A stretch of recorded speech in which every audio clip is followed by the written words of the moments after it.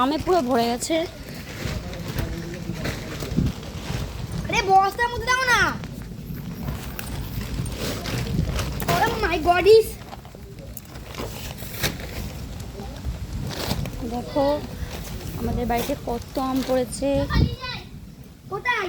এই যে কই? আমিও একটা দুটো আম কুড়াচ্ছি।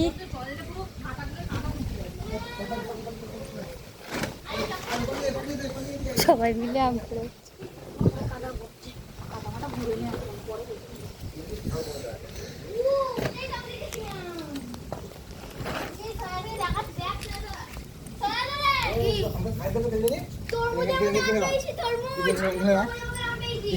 কত বড় একটা আম।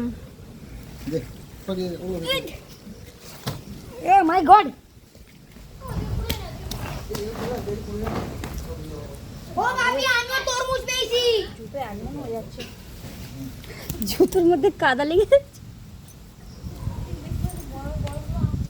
ও ভাবি তুই তো হয়তো বাচ্চা ভাবরে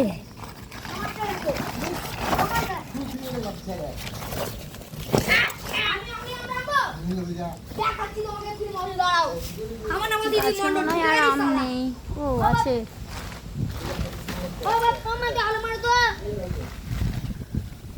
আর একটু ভালো করে দেখাই।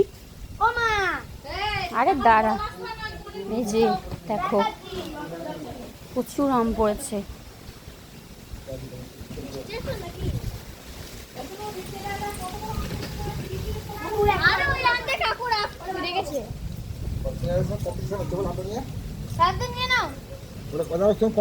দাও দাও দাও।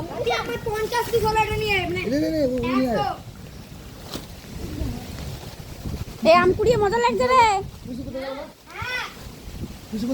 ওই তো ও ঘরে গেছে। বহুত শয়তান মেয়ে। একটু সে ফোন রাখ।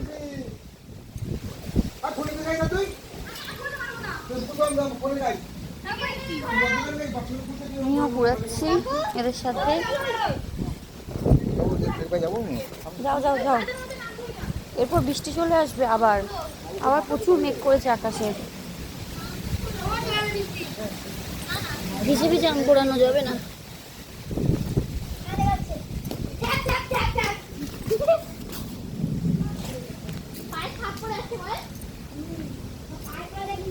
অনেক ক্ষতিও হয়েছে, গাছ ভেঙে গেছে।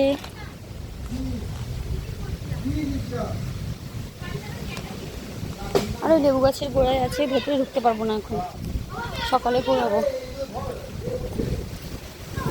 এই বড় আমটা নিয়ে নেবো। দেখো একটা আমের সাইজটা শুধু দেখো, বুঝছো? প্রচুর আম পড়েছে। দেখো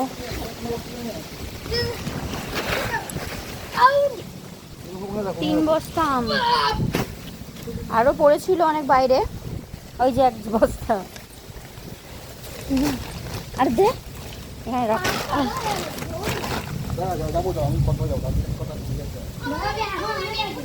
4 বস্তা টোটালি আম হয়েছে। এখনো অনেক উঠোনে পড়ে আছে, পুরোপুরি কুড়ানো হয়নি। হ্যাঁ কি বলছিস? আচ্ছা এখনো কুড়ানো হবে, মানে ওই গোলার পেছনে হচ্ছে, ওই সাইড হচ্ছে, এখনো অনেক আম পড়ে আছে।